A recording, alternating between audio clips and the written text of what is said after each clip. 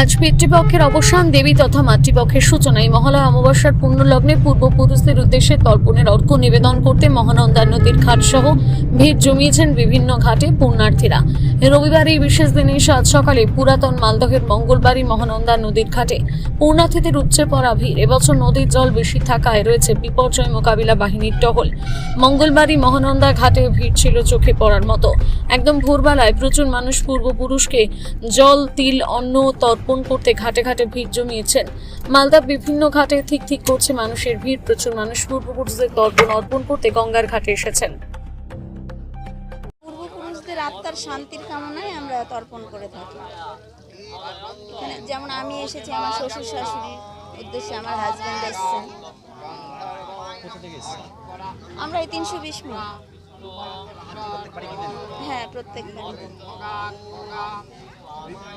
আমরা লাভবান বলতে আমাদের উদ্দেশ্যে কিছুই করি না, পিতৃপুরুষদের উদ্দেশ্যে করা হয়, তাদের আত্মা যেন শান্তি পায় সেই উদ্দেশ্যেই করা হয় জলদান করে।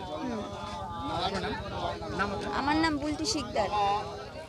আমি আমার মা বাবার আত্মার শান্তির জন্য এই তর্পণের জন্য এসেছি এবং আমার বন্ধু জয় ও আমাকে ইন্সপায়ার করে এবং এটা করাটা যে কতটা দরকার মানুষ জীবনে সেটা আমাকে করেছে। তারপর থেকে আমি আসছি আর কি।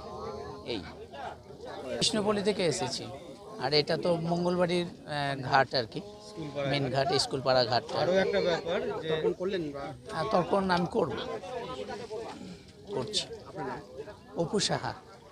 মহালয়া তিথিতে আমাদের পূর্বপুরুষরা স্বর্গ থেকে কিংবা যেখানে ওনারা অবস্থান করছেন এই মুহূর্তে সেখান থেকে আসেন আমাদের কাছ থেকে জল এবং তিল পাওয়ার জন্য, এবং এই জল তিল আমাদের দ্বারা তারা পাওয়ার পর তারা তৃপ্ত হন।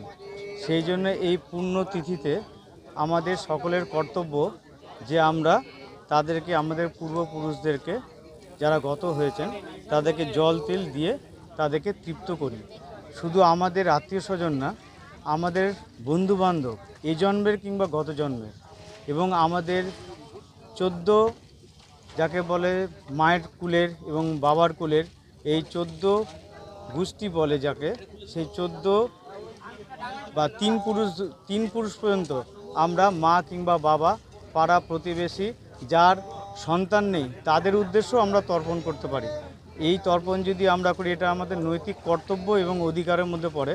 আমরা যদি এই তর্পণ করি তাহলে আমাদের গৃহে শান্তি, আমাদের সুখ স্বাচ্ছন্দ্য সবই অব্যর্থ থাকে।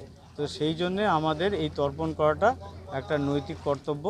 মানুষের পুণ্যদান আর তর্পণ, এই দুটো কার্য নৈতিক কর্তব্যের মধ্যে পড়ে। সেই জন্য আমাদের সকলেরই তর্পণ করা উচিত। এই তর্পণটা এই অমাবস্যার গণেশ চতুর্থীর পর যেই অমাবস্যাটা আসে, মানে কৃষ্ণপক্ষটা আসে, সেই কৃষ্ণপক্ষ থেকে আজকের দিন পর্যন্ত যে কোনো দিনে করা যেতে পারে, কিন্তু আজকের দিনের শাস্ত্রে বলছে প্রাধান্য সবথেকে বেশি। সেই জন্যে এই সকালবেলাতে আমাদের তর্পণ করাটা আমাদের উচিত। আমার নাম অনিরুদ্ধ চক্রবর্তী, কৃষ্ণপল্লী থেকে এসেছি।